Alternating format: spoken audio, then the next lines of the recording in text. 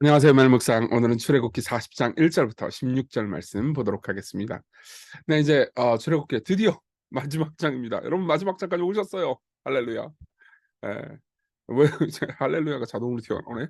자, 봅시다. 이것은 이제 성막 칠 것을 명령하시는 장면이고 일단 성막 전체는 다 완성이 됐어요.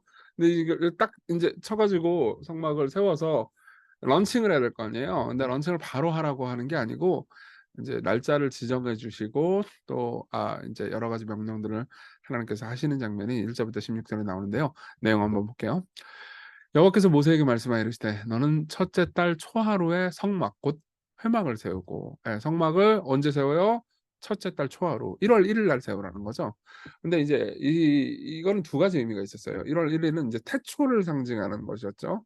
그러니까 창세기의 그 처음을 상징하는 내용입니다. 그러니까 성막은 제가 인제 여러 번 말씀드렸지만은 그러니까 이 하나님께서 만드신 온 세상의 일종의 미니어처예요. 그러니까 하나님께서 이 성막을 통해서 하나님이 어떤 분이시고 어떻게 세상을 만드셨는지 이 미니어처를 통해서 묵상하고 그리고 우리가 이 우리 이스라엘 백성들이 거룩하게 하나님의 창조된 피조물이구나. 이런 것을 떠올리게 만드는 용도로 인제 성막을 주신 거죠. 또 하나가 뭐냐면은 인제 1월 1 일이 이때 당시 1월 1 일이 어떻게 정해졌냐면요. 유월절로 정해졌어요. 이 유월절은 뭐죠? 하나님께서 구원하신 하나님께서 이스라엘 백성들을 이집트의 노예로부터 구원하신 날이죠. 그러니까 그날 성막을 딱 런칭을 해라. 근데 이때가 아마 출애굽하고 난 다음에 한 9 개월 지난 때였거든요. 그러니까 이제 지금 바로 치는 게 아니고 3 개월 있다 쳐라 성막을. 이렇게 이야기를 해 주시는 거죠. 그리고 "성막 기구를 잘 들여 놓으라."라는 얘기를 해 주십니다. 아주 질서 있게요. 또 증거궤를 들어 놓고 3 절 또 휘장으로 그 궤를 가리고 또 상을 들여 놓고 그 위에 물품을 진설하고 등잔대를 들여 놓아 불을 켜고 또 금 향단을 증거궤 앞에 두고 성막문에 휘장을 달고 또 번제단을 회막의 성막문 앞에 놓고 또 물두멍을 회막과 제단 사이에 놓고 그 속에 물을 담고 또 뜰 주위에 포장을 치고 뜰 문에 휘장을 달고 또 관유를 가져다가 성막과 그 안에 있는 모든 것에 발라 그 모든 기구를 거룩하게 하라. 그것이 거룩하리라. 뭐죠? 그러니까 관유 기억나실지 모르겠는데 관유라고 인제 기름이 있어요. 그 기름을 모두 발라서 이것이 그러니까 기름 자체가 어떤 효능이 있다는 게 아니에요. 이것이 그러니까 그냥 물품이 아니고 하나님께로부터 구별된 것이다. 하나님에 의해서 구별된 것이다. 세상과 구분된 어떤 것이다라는 것을 인제 말해 주는 거죠. "너는 또 번제단과 그 모든 기구에 발라 그 안을 거룩하게 하라. 그 제단이 지극히 거룩하리라." 예. "너는 또 물두멍과 그 받침에 발라 거룩하게 하고 너는 또 아론과 그 아들들을 회막문으로 데려다가 물로 씻기고." 그러니까 지금까지는 이제 "기구를 거룩하게 해라. 기구를 따로 구분해라."라고 말하는데 인제 사람 그죠? 그 사람이 누구죠? 이제 아론과 자손들 즉 제사장들이죠. 제사장들을 물로 씻기고 아론에게 거룩한 옷을 입히고 그에게 기름을 부어 거룩하게 하여 그가 내게 제사장의 직분을 행하게 하라. 너는 또 그 아들들을 데려다가 그들에게 겉옷을 입히고 그 아버지에게 기름을 부음 같이 그들에게도 부어서 그들이 내게 제사장의 직분을 하게 행하게 하라. 그들이 기름 부음을 받았은즉 대대로 영영이 제사장이 되리라. 그러니까 따로 구분되고 하나님께서 성별해 놓았다라는 것을 말해 주는 거죠. 이들이 더 나은 사람들이었냐? 그렇진 않아요. 하나님께서 이들을 택하셔서 성별한 거죠. 모세가 그같이 행하되 또 곧 여호와께서 자기에게 명령하신 대로 다 행하였더라. 또 자기에게 명령하신 대로 하나님의 뜻대로 다 했다라고 말을 해 주고 있는 거죠. 자, 여기까지가 우리가 인제 전체적으로 본문을 짧게 훑어봤고요. 적용 좀 한두 가지 합시다. 거룩하게 구별된 자기를 의식하면서 사는 겁니다. 아까도 말씀드렸듯이 모든 성막 기구와 제사장에 관유를 부어서 거룩하게 한 거는 그들이 인제 구별돼 있다 이것을 말해 주는 거죠.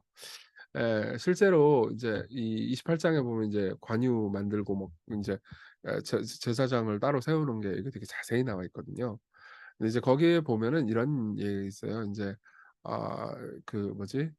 아 상징적으로 피를 오른쪽 귀하고 그리고 오른손 오른발에다가 바르도록 합니다. 그러니까 관유를 바르는 동시에 짐승의 피를 오른쪽 귀, 오른손, 오른발 이것도 인제 거룩하게 떼어 놨다라는 것을 의미하는 거죠. 근데 이제 학자들 중에서 이 본문에 대해서 상세히 연구하는 사람들은 이제 이런 이야기를 해 줍니다. 존 데이비스라는 학자가 이렇게 얘기를 했어요. "이 행위는 하나님을 섬기기 위해 삶과 능력을 온전히 바친다는 것을 의미했습니다. 상징적으로 오른쪽 귀에 바른 필은" 그러니까 관유하고 함께 발랐습니다. "하나님의 말씀을 들을 수 있도록 그 기관을 거룩하게 하라는 거고." 그쵸? "들어라. 하나님 말씀을 계속 들어라." 또 백성들의 말을 들어야겠죠.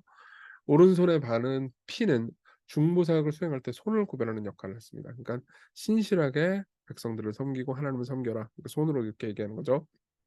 오른발은 다른 사람에게 모범이 되는 제사장의 거룩한 삶의 행보를 나타냅니다. 그러니까 오른발에 저기 구별을 하는 것은 그러니까 거룩한 삶을 살아라. 예. 이렇게 이야기를 하는 거죠. 그러니까 듣고 행하고 또 거룩한 삶을 살면서 섬겨라 이런 메시지를 전해주는 겁니다. 이것은 이제 꼭 구약 시대 때 제사장만 가리키는 명령이 아니죠. 저 신약 시대에 사는 사람들은 목사뿐만 아니라 모든 사람들이 거룩하게 구별된 하나님의 제사장이에요. 그러니까 여러분들이 삶을 살면서 내가 어떤 위치, 어떤 지위, 어떤 정체성을 가지고 있는지를 계속해서 생각하는 것은 꽤나 중요합니다. 왜냐면 그래야 여러분들이 올바른 삶을 살아갈 수 있게 되거든요. 그러니까 삶을 살 때 사람들이 그러니까 내 신분, 내 지위가 어떤 것인지를 알면은 좀 삶이 바뀌어요. 저도 목사잖아요. 근데 제가 인제 이걸 이제 여러분들이 위선적이라고 비난해도 제가 할 말은 없습니다만 그러니까 위선적인 거죠. 종종 그럴 때가 있어요. 그러니깐 목사인 걸 대부분 사람들이 모를 때는 그냥 가만히 있는데 제가 목사다라는 걸 모두가 알면은 좀 더 겸손해지고 겸허해지고 그런 게 있어요.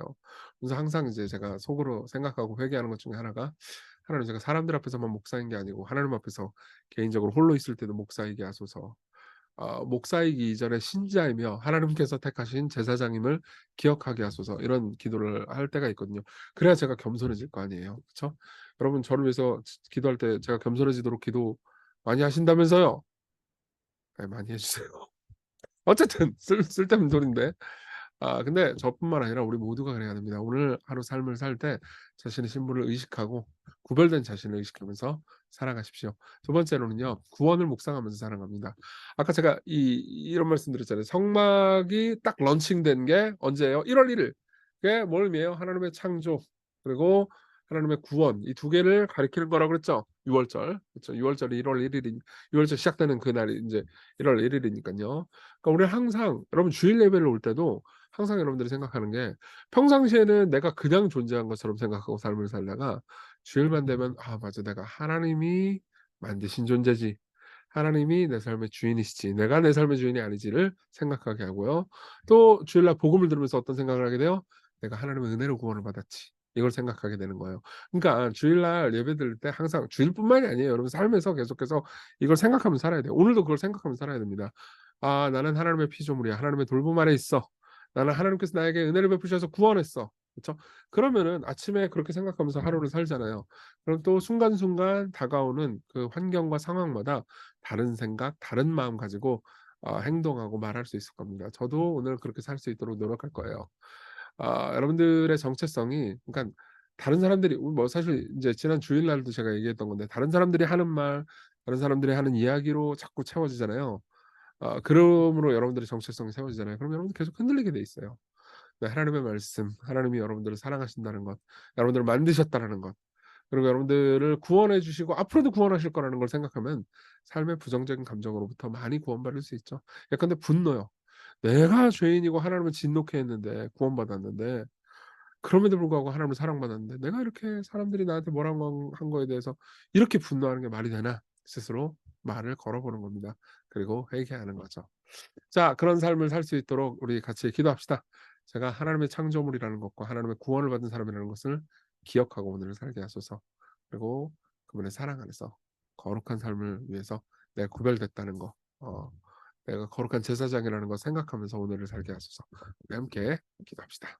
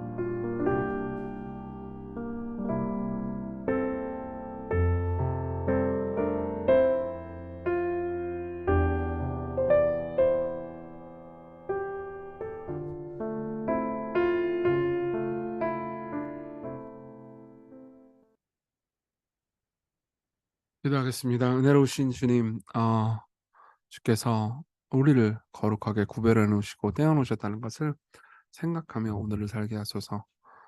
그리고 무엇보다 우리가 하나님의 지으신 바 되고 또 하나님의 사랑받는 구원받은 사람이라는 것을 기억하며 오늘을 살게 하소서. 예수님 이름으로 기도했습니다. 아멘. 네, 하나님의 은혜 안에서 오늘 기쁜 하루 되세요.